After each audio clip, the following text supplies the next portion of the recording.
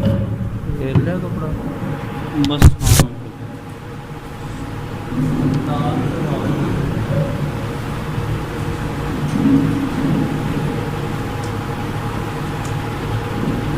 دروازہ کھولنا ہے.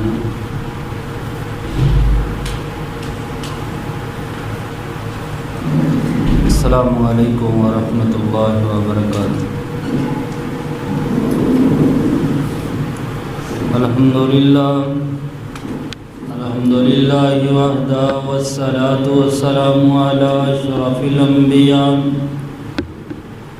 الحمدللہ نحمدہ ونستعینہ ونستغفرہ ونؤمن بہ ونتوکل علیہ ونعوذ باللہ من شرور انفسنا ومن سیئات اعمالنا. من يهده الله فلا مضل له ومن يضلله فلا هادي له. ونشهد أن لا إله إلا الله ونشهد أن محمدا عبده ورسوله.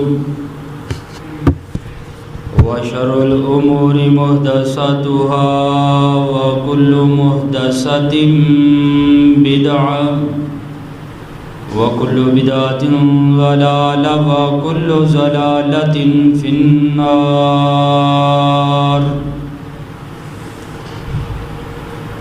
اللهم صل على محمد وعلى آل محمد كما صليت على إبراهيم وعلى آل إبراهيم إنك حميد مجيد. اللهم بارك على محمد وعلى آل محمد كما باركت على إبراهيم وعلى آل إبراهيم إنك حميد مجيد. يا أيها الذين آمنوا اتقوا الله حق تقاته ولا تموتن إلا وأنتم مسلمون. اللهم إني أسألك علما نافعا وعملا متقبلا ورزقا طيبا. أعوذ بالله من الشيطان الرجيم. بسم الله الرحمن الرحيم. إن الله لا يهدي القوم الكافرين والله لا يهدي القوم الكافرين. ہر قسم کی حمد و ثنا اللہ وحدہ لا شریک کی ذات گرامی پر، درود و سلام بے شمار لا تعداد بے حد و حساب امام الانبیاء حبیب کبریاء حضرت محمد مصطفیٰ صلی اللہ علیہ وآلہ وسلم کی ذات گرامی پر. عزیز بھائیوں، جس طرح کہ پچھلا جمعہ المبارک کے اندر ہدایت حاصل کرنے کے اصول میں نے آپ کے سامنے بیان فرمائے تھے کہ کن ذرائع کے ساتھ انسان ہدایت والے راستے کے اوپر آ سکتا ہے اور کن کن طریقوں کے ذریعے سے انسان صحیح ہدایت کا راستہ پا سکتا ہے. پچھلا جمعہ المبارک اس حوالے کے اوپر بیان ہوا. آج کے جمعہ المبارک کے اندر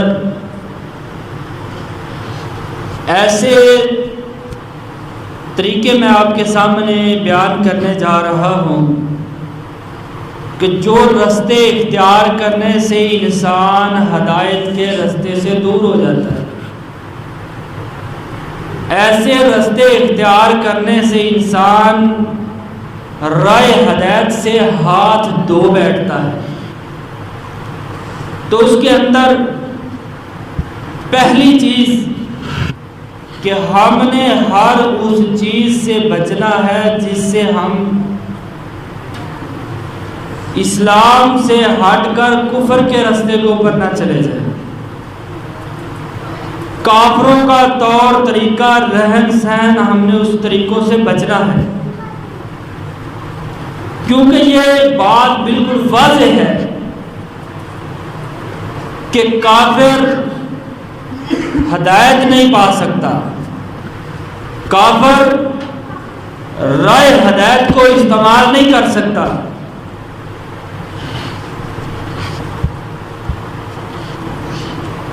ہر ایسے فعل سے ہم نے اپنے آپ کو بچانا ہے جس کا ارتکاب کفر کرتا ہے، ہر ایسے طریقے سے ہم نے بچنا ہے جس کا ارتکاب کافر کرتا ہے۔ اور نمبر 2، آخرت کا انکار نہیں کرنا۔ جو انسان آخرت کے دن کا انکار کرتا ہے، آخرت کے دن سے انحراف کرتا ہے، وہ انسان راہ ہدایت سے بھٹک جاتا ہے، دور چلا جاتا ہے، گمراہی کے گڑھے کے اندر گر جاتا ہے۔ جو انسان اللہ کا آخرت والا دن کا منکر بن جاتا ہے۔ اور یاد رہے، اللہ قرآن میں ہماری رہنمائی فرماتا ہے، قرآن کے اندر ہمیں صحیح انداز کے اندر اللہ سمجھاتے ہیں۔ اللہ کہتے ہیں افترا علی اللہ کذبا ام بہ جنۃ۔ اللہ کا انکار یہ نہیں کہ انسان اللہ کو جھوٹا کہے، اللہ کا انکار یہ نہیں کہ اللہ کی آیات کا انکار کرے، اور ام بہ جنۃ، یا انسان اپنے آپ کو دیوانہ اور مجنون کہے۔ فرمایا اصل اللہ کی ذات کا انکار یہ ہے، بل الذین لا یؤمنون بالآخرۃ فی العذاب والضلال البعید۔ فرمایا اللہ کی آیات کا انکار کرنا یا اللہ کے اوپر جھوٹ باندھنا، اللہ کی ذات کا انکار کرنا، فرمایا بلکہ گمراہی کا مین سبب یہ ہے کہ لا یؤمنون باللہ، کہ انسان اللہ پہ ایمان نہ لائے، لا یؤمنون بالآخرہ، انسان آخرت کے دن کے اوپر ایمان نہ لائے، فی العذاب، اللہ کے عذاب کا انسان یقین نہ کرے۔ جو انسان نہ اللہ پہ ایمان لاتا ہے اور نہ آخرت کے دن کے اوپر ایمان لاتا ہے اور نہ اللہ کے عذاب کو برحق سمجھتا ہے، رب کا قرآن کہتا ہے والضلال البعید، وہ بندہ دور کی گمراہی کے اندر جا گرتا ہے۔ گویا کہ جو انسان آخرت کے دن کا انکار کرتا ہے، وہ بندہ جو اللہ کے عذاب کا منکر ہے، وہ بندہ دور کی گمراہی کے اندر چلا جاتا ہے، ہدایت کے رستوں سے بھٹک جاتا ہے۔ اور نمبر 3، اللہ کی ذات کے ساتھ شرک کرنے والا بندہ راہ ہدایت سے بھٹک جاتا ہے اور گمراہی کے راستے کے اوپر چلا جاتا ہے۔ میں نہیں کہتا، رب کا قرآن ہمیں واضح الفاظ کے اندر ہماری رہنمائی کرتا ہے۔ اللہ کا قرآن کیا کہتا ہے؟ ان اللہ لا یغفر ان یشرک بہ، اللہ نہیں معاف کرے گا ایسے فرد کو، ایسے شخص کو اللہ کبھی بھی معاف نہیں کرے گا، ان یشرک بہ، جو اللہ کے ساتھ کسی غیر کو شریک ٹھہراتا ہے،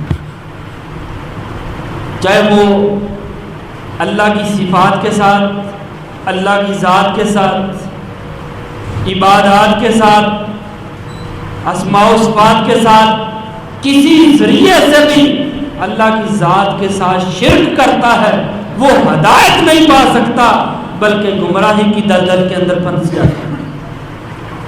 اللہ کا قانون ہے، اللہ کا ضبط ہے کہ جو انسان اللہ کی ذات کے ساتھ شرک کرتا ہے اللہ اس کو کبھی بھی معاف نہیں فرماتے، بلکہ وَيَغْفِرُ مَا دُونَ ذَلِكَ، اس کے علاوہ اگر انسان اپنی کمزوری کی بنا کے اوپر گناہ اور غلطی کا ارتکاب کرتا ہے تو اللہ معاف فرما دیتے ہیں، لیکن وَمَن يُشْرِكْ بِاللَّهِ، جس بندے نے اللہ کی ذات کے ساتھ شرک کیا فَقَدْ ضَلَّ ضَلَالًا بَعِيدًا، واضح دو ٹوک اللہ کا پیغام ہے، جو اللہ کی ذات کے ساتھ شرک سے باز نہیں آتا اللہ کہتے ہیں ضلالا بعیدا، وہ کوئی نزدیک کی گمراہی نہیں، تھوڑی نہیں، بلکہ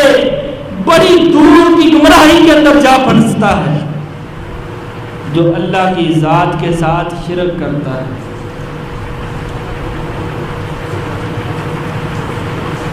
صحیح بخاری کے اندر ہے، نبی علیہ السلام نے فرمایا انسان آسمان اور زمین کے درمیان جتنا خلا ہے،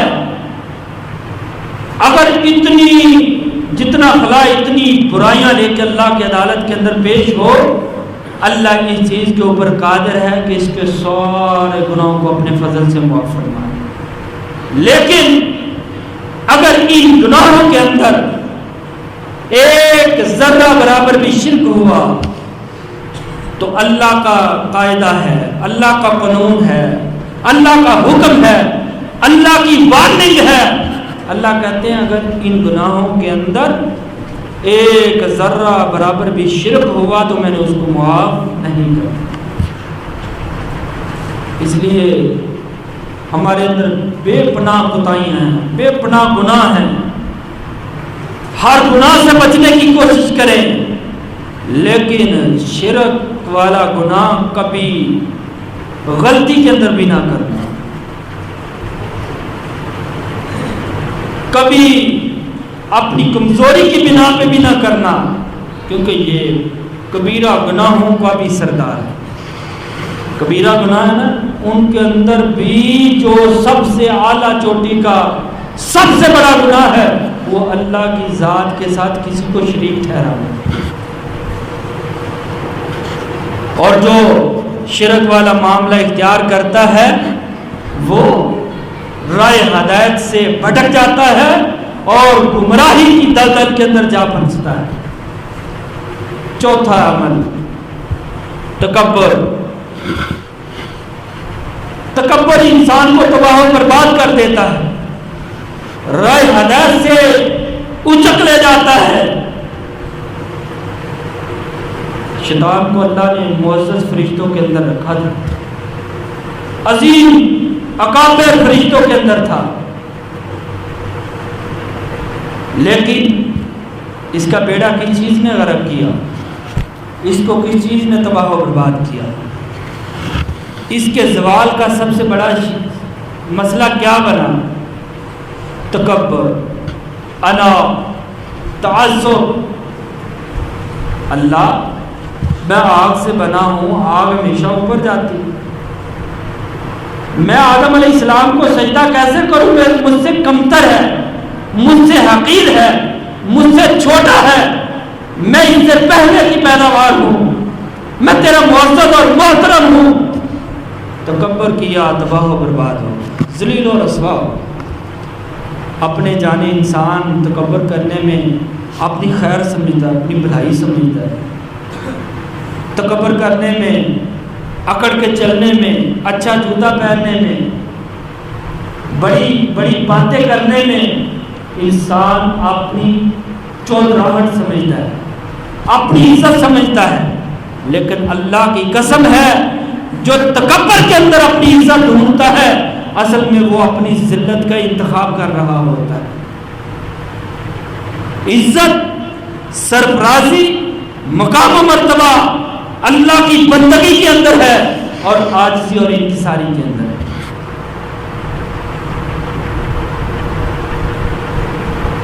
حضرت محمد عربی علیہ الصلوۃ والسلام سادہ لباس، سوٹ کے اوپر ٹانکے لگے ہوئے ہیں. امیر المومنین حضرت عمر رضی اللہ تعالیٰ 2200 مربع میل کے مالک، لیکن اینٹ کو اپنا سرہانہ اور تکیہ بنا کر زمین کے اوپر لیٹ رہے. لیکن جب زندہ تھے تب بھی نام عرب و عجم کے اندر گونجتا تھا. آج بھی اپنے مال کے حقیقی کے پاس، اپنے اللہ کے پاس جنت کے مہمان بنے ہیں، لیکن نام آج بھی زندہ ہے. کتب احادیث دنیا کی تاریخوں کو اٹھائیں، ان کے اندر چاہے وہ تاریخ لکھنے والا مسلم ہے یا غیر مسلم ہے، لیکن محمد عربی علیہ السلام کو اور عمر بن خطاب کو لکھنے کے اوپر مجبور ہے. کیوں؟ اللہ کے عبادت گزار تھے، عاجز اور انکسار تھے. فرعون انا ربکم الاعلی، میں سب سے بڑا رب ہوں، میں سب سے بڑا بادشاہ ہوں. موسیٰ علیہ السلام نے بڑا رب کا دین پیش کیا، عاجزی انکساری کا درس دیا، لیکن تکبر نے تباہ و برباد فرما دیا. اپنے آپ کو بڑا رب کہنے والا آخری مرتبہ پانی کے اندر گوتے کھا رہا ہے اور رب کو یاد کر رہا ہے. لیکن جب پانی سر سے گزر جائے پھر رب کو پکارنا فائدہ بخش نہیں ہوتا. ایک ٹائم ہوتا ہے، مہلت ہوتی ہے، موقع ہوتا ہے. جس طرح آج ہم مسلمان وقت کو ضائع کر رہے ہیں، اللہ کا دیا ہوا موقع ضائع کر رہے ہیں، ہم سستی اور کاہلی کی زندگی گزار رہے ہیں. لیکن پچھتاوا تو کل ہوگا جب ہمارا حساب ہوگا، ہماری کرتوتیں ہمارے سامنے پیش ہوں گی، ہمارے کیے اعمال ہمیں شرمندہ کریں گے، لیکن تب ہمیں کوئی فائدہ نہیں. فرعون نے بھی بڑا کہا تھا اے موسیٰ تیرے رب پہ ایمان لایا، تیرے اوپر ایمان لے آیا، لیکن فائدہ نہ ہوا کیونکہ پانی سر سے گزر چکا تھا، مہلت کا وقت ختم ہو چکا تھا، جو اللہ نے ٹائم دیا تھا وہ گزر چکا تھا. اس لیے آج اپنے پاؤں پہ کھڑے ہیں، ہوش حواس قائم ہے، ٹانگیں اللہ کی عبادت کے لیے کھڑی ہونے کے لیے مضبوط ہیں. وقت کو ضائع نہ کریں، تکبر ختم کریں، عاجزی انکساری اختیار کریں، رب کے سامنے سر بجول ہو جائیں. انشاءاللہ عزت ہمارا مقدر بنے گی، ہدایت ہمارا مقدر بنے گی، گمراہی سے ہم محفوظ رہیں گے. لیکن اگر تکبر کیا تباہ و برباد ہو جائے. 5واں، سنت سے انحراف نہ کریں. پیغمبر کا طریقہ ملے اس کو سینے سے لگا لیں، پیغمبر کی بات ملے اس کو اپنی نشانی کا صحرا بنا لیں، پیغمبر کی بات ملے اپنے لیے اس کو عمل بنا لیں. اللہ قرآن میں فرماتے ہیں وَمَن يَعْصِ اللَّهَ، جو انسان اللہ کی نافرمانی کرتا ہے، وَرَسُولَهُ، اور اس کے رسول کی نافرمانی کرتا ہے. اللہ جو اللہ اور اس کے رسول کی نافرمانی کرتا ہے اس کی سزا کیا ہے؟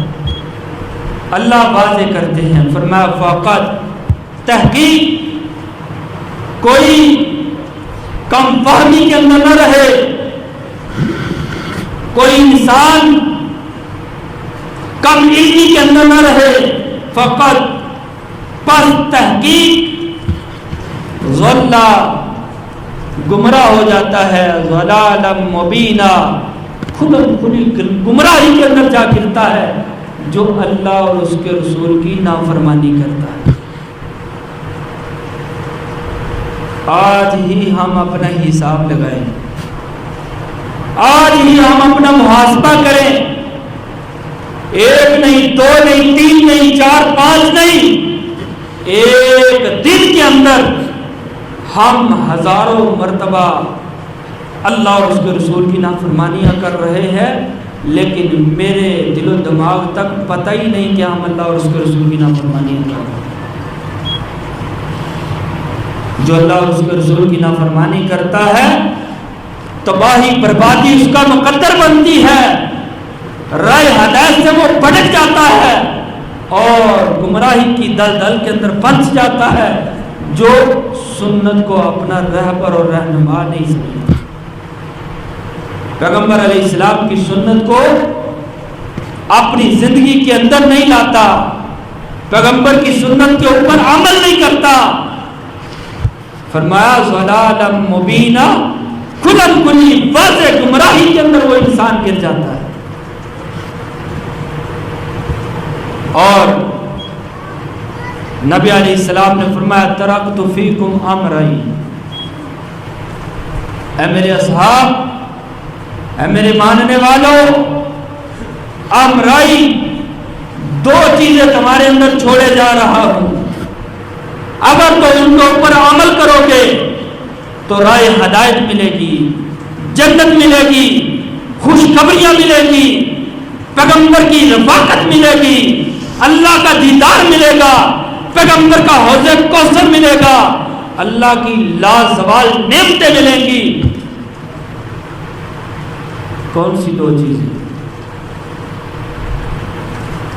اللہ کی کتاب، پیغمبر کی حدیث، اللہ کا حکم، پیغمبر کا حکم، قرآن اور حدیث، جن دو چیزوں جن کو مسلمان اپنا شعار بنائے گا، اپنے عمل کے اندر لائے گا، جن کو اپنا رہبر و رہنما بنائے گا، وہ اللہ کی لازوال نعمتوں کا محور بنے گا، اس کو اللہ کی نعمتیں ملیں گی، جنت ملے گی۔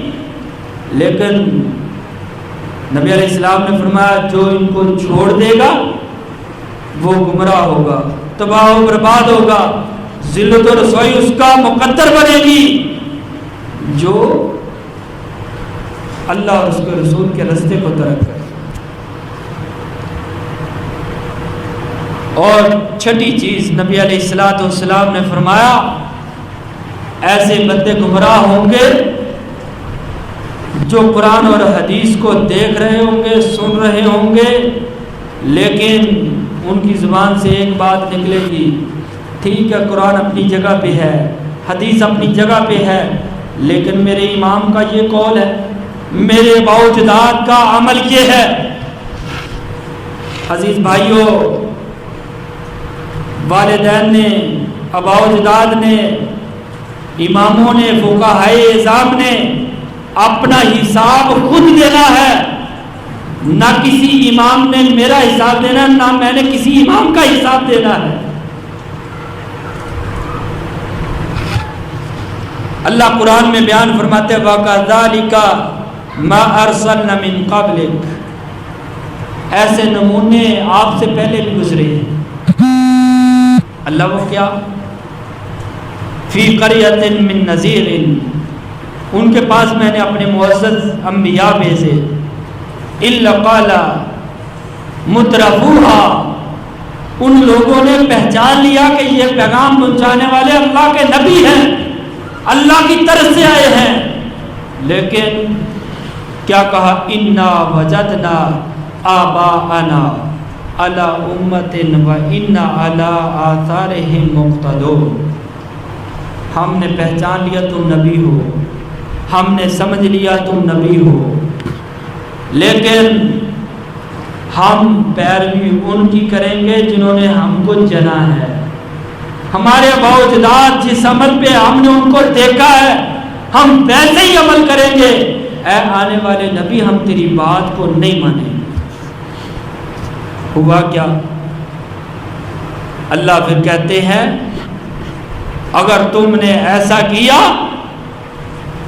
ان بما ارسلتم به کافرون، اگر تم نے میرے بھیجوں کا انکار کیا، اپنی منمانی کی زندگی گزاری، اپنے آباء و اجداد کو اپنا رہبر اور رہنما تسلیم کیا، تو پھر تم گمراہی سے، ہدایت سے بھٹک جاؤ گے، گمراہی تمہارا مقدر اور سبب بن جائے۔ اور فرمایا اگر ایسا کرو گے تو وَلَا يَهْتَدُونَ، پھر ہدایت نہیں ملے گی، گمراہی ملے گی، ضلالت ملے گی، تباہی ملے گی، جہنم ملے گی اگر راہ ہدایت سے بھٹکے۔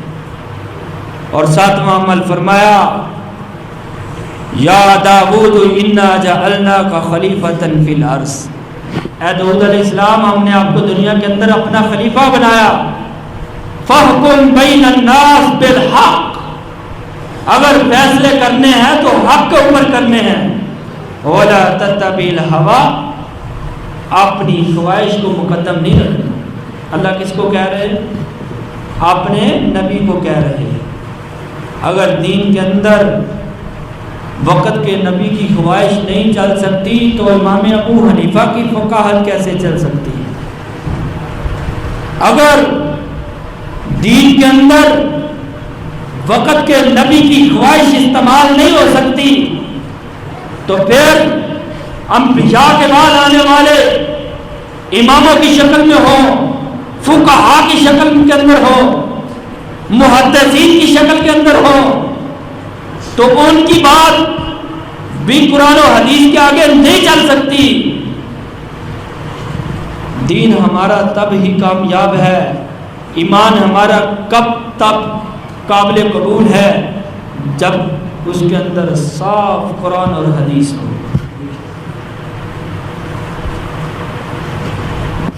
اور آٹھواں عمل نبی علیہ الصلوۃ والسلام نے فرمایا انا مما اتخوف علی امتی ائمۃ مضلین، مجھے سب سے زیادہ اپنی امت کے بارے میں خوف اس چیز کے اوپر ہے کہ کہیں میرے جانے کے بعد میری امت ائمۃ مضلین، کہیں گمراہ لوگوں کو اپنا مفتی نہ بنا لیں، اپنا امام نہ بنا لیں، اپنا خطیب نہ بنا لیں، اپنا رہبر اور رہنما نہ بنا لیں۔ اور نبی صلی اللہ علیہ وسلم نے فرمایا ان اللہ لا یقبض العلم، قیامت کے نزدیک اللہ علماء کو قبض کریں گے، ان کی جانوں کو نکال لیں گے، علماء اس دنیا سے ختم ہو جائیں گے۔ اور فرمایا اذا لم یبقی عالما، حتیٰ کہ کوئی بھی عالم، صحیح عالم باقی نہیں رہے گا۔ اور اتخذ الناس رؤوسا جہالا، لیکن جاہل لوگ، عام ان پڑھ جاہل لوگوں کو اپنا امام اور خطیب بنائیں گے اور ہر چیز ان کو سمجھیں گے۔ اور فرمایا فافتوا بغیر علم، وہ بھی جاہل بغیر علم کے فتوے دیں گے۔ بغیر علم کے کب فتوے ہوتے ہیں؟ جب انسان اپنا دماغ استعمال کرتا ہے، اپنی شخصیت کو سامنے رکھتا ہے، جس طرح کا مولوی صاحب کا عمل ہوا اسی طرح کا فتویٰ پیش کر دیا۔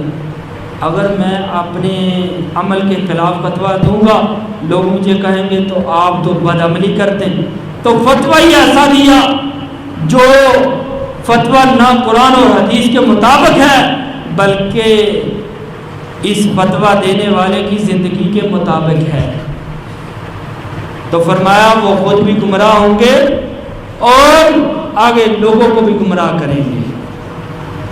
آج وہ وقت قریب آ چکا ہے، لوگ قرآن و حدیث کو چھوڑتے ہیں، اپنے امام مفتی کی بات کو اپنے لیے ترہ امتیاز سمجھتے ہیں اور اپنے عالم اور مفتی کی بات کو قرآن و حدیث سے اوپر لے جاتے ہیں.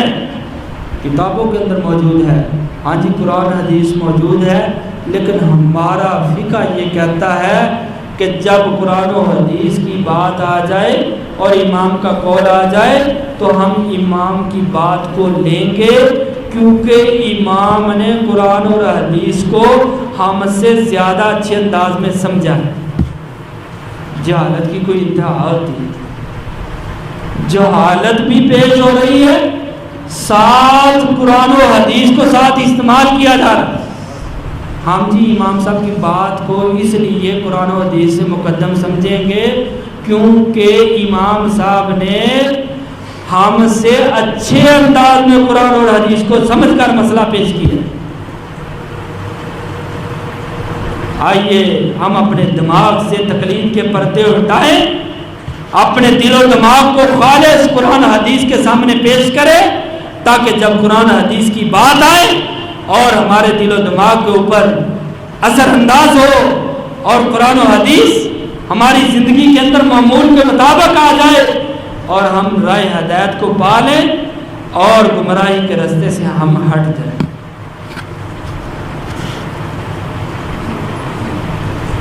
دسواں عمل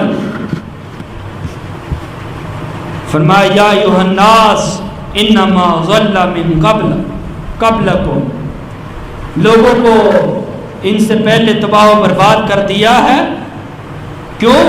انہم کانوا اذا سرق الشریف ترکوہ و اذا سرق الضعیف فیہما قاموا علیہ الحد.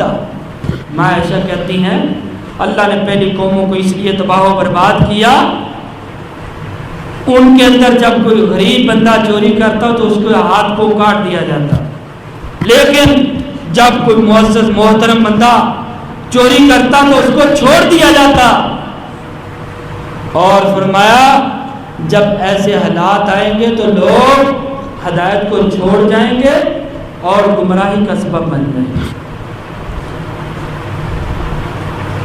معاشرے کے اندر انصاف آئے گا، ہدایت آئے گی. معاشرے کے اندر انصاف آئے گا، رہنمائی ملے گی، لیکن معاشرے کے اندر ناانصافی آئے گی، ظلم و ستم آئے گا، تباہی بربادی آئے گی، تو پھر ہدایت مشکل ہوگی، گمراہی کے راستے آسانی سے ملیں گے.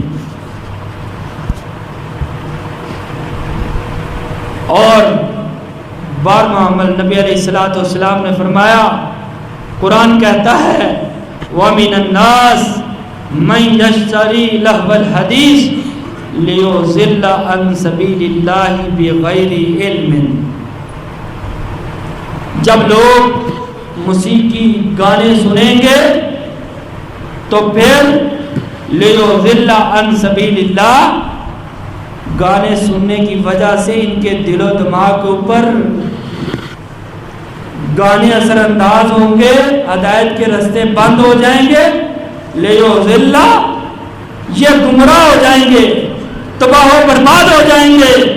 آج ہمارا چھوٹے سے چھوٹا، بڑے سے بڑا فرد اس بیماری کا شکار ہے، اور روکنے پہ جواب ملتا ہے کہ چیز زیادہ نہیں، تھوڑا بہت میں کرتا ہوں. عزیز بھائیوں، اگر گانے سنیں گے، فلمیں ڈرامے دیکھیں گے تو پھر ہدایت کے راستے ہمارے لیے تنگ ہوں گے اور گمراہی کے راستے ہمارے لیے کھلے ہیں. اور 13واں نبی علیہ الصلوۃ والسلام نے فرمایا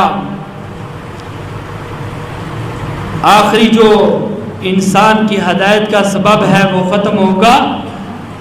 نبی علیہ الصلوۃ والسلام نے فرمایا یا ویلتا لیتنی لم اتخذ فلانا خلیلا. قرآن کہتا ہے دنیا کے اندر برے لوگوں سے صحبت رکھی، یاری دوستی رکھی، نیک لوگوں کو ٹائم ہی نہ دیا، نیک لوگوں کے پاس بیٹھا ہی نہ، ان سے دین کی بات سنی نہ، دین کو نہ سنا نہ سمجھا نہ اپنے عمل کے اندر لایا، بس بدماشوں عیاشوں کے ساتھ زندگی گزار دی، بے نماز رہا، شرابیں پیتا رہا، جوئے کھیلتا رہا، فلمیں ڈرامے دیکھتا رہا.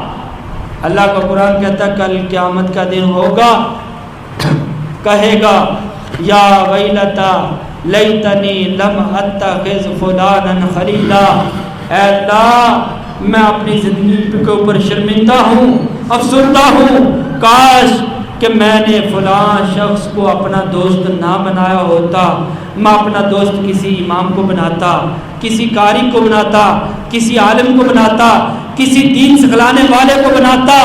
اور لقد اضلنی عن الذکر، میرے دوست نے مجھے صحیح نصیحت والے راستے سے دور رکھا۔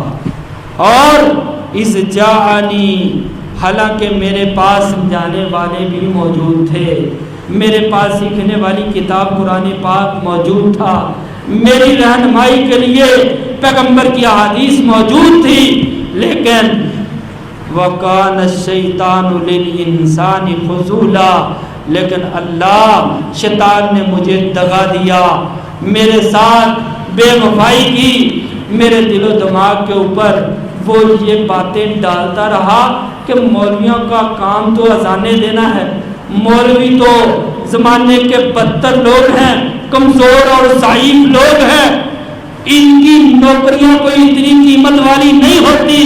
شیطان میرے دل و دماغ کے اوپر چھایا رہا، لیکن اللہ میں آج افسردہ ہوں، شرمندہ ہوں، تو اللہ کہے گا تو پھر شیطان کو بلا پوچھ کیا کہتا ہے۔ شیطان کو بلایا جائے گا، پوچھا جائے گا، شیطان کہے گا شٹ اپ، میرا نام بھی نہیں لینا، یہ بھی نہیں کہنا کہ شیطان نے مجھے گمراہ کیا ہے، بلکہ میں نے تو تمہیں دعوت دی تھی، تم نے میری دعوت کو قبول کیا، نہ قبول کرتا۔ آئیے عزیز بھائیو، آج وقت ہے، آج موقع ہے۔ 3 جمعوں سے میں یہی بار بار بھائیوں کو ترغیب دے رہا ہوں، اپنے آپ کو دین اسلام کی تبلیغ کے اوپر لائیں، اپنے بچوں کو مسجد کا نمازی بنائیں اور مسجد کے اندر لائیں۔ اب تو الحمدللہ آپ کی مسجد کے اندر قرآن کی حفظ کی کلاس شروع ہو چکی ہے، تو اس کے اندر اپنے بچوں کو، اگر سارے بچوں کو نہیں تو اللہ کے لیے ایک بچہ تو اپنا اللہ کے دین کے اوپر وقف کرے، تاکہ کل قیامت کے دن ہمیں پچھتانا نہ پڑے۔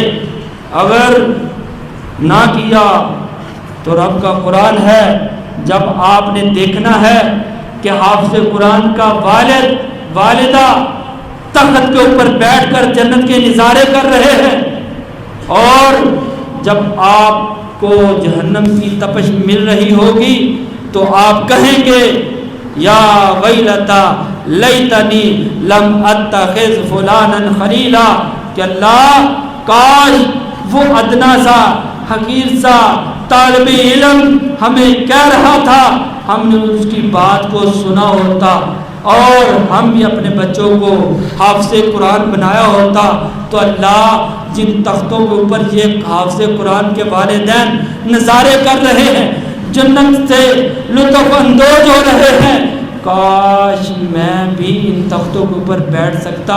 لیکن بھائیو، اس وقت ہماری اولاد نہیں ہوگی جس کو ہم دنیا کے اندر لائیں، حافظ قرآن بنائیں اور تختوں کے منظر اور نظارے دیکھ سکیں۔ یہ صرف اس دنیا کے اندر موقع ہے، اگر تو ہم اس موقع سے فائدہ اٹھائیں گے، اللہ قیامت کے دن بھی عزت دے گا، دنیا کے اندر بھی عزت دے گا۔ اگر ہم نے ان قرآن، کیونکہ میں اپنی بات نہیں کر رہا، قرآن و حدیث سے آپ کو بتا رہا ہوں کہ اگر آج ہم اپنے بچوں کو حافظ قرآن بنائیں گے، ہمیں دنیا کے اندر بھی عزت ملے گی، قیامت کے دن اللہ نور کا لباس اور نور کا تاج پہنائیں گے۔ اللہ سے دعا جو سنا اللہ اس کے اوپر عمل کرنے کی توفیق دے، اللہ ہدایت کا رستہ ہمیں اختیار کرنے کی توفیق دے، اور برے رستے سے اللہ ہمیں محفوظ فرمائے۔ اللہ سے دعا جو سنا اللہ اس کے اوپر عمل کرنے کی توفیق دے۔ وآخر دعوانا الحمدللہ رب العالمین۔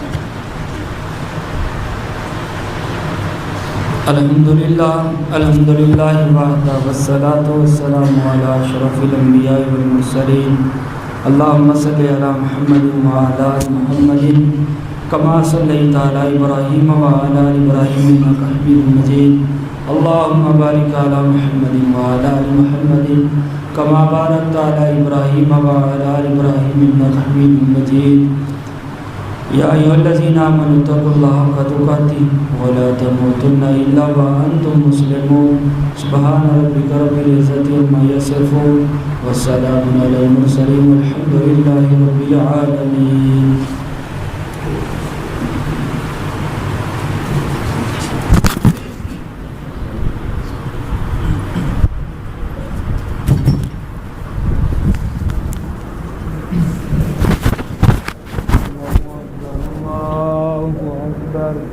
أشهد أن لا إله إلا الله أشهد أن محمدا رسول الله حي على الصلاة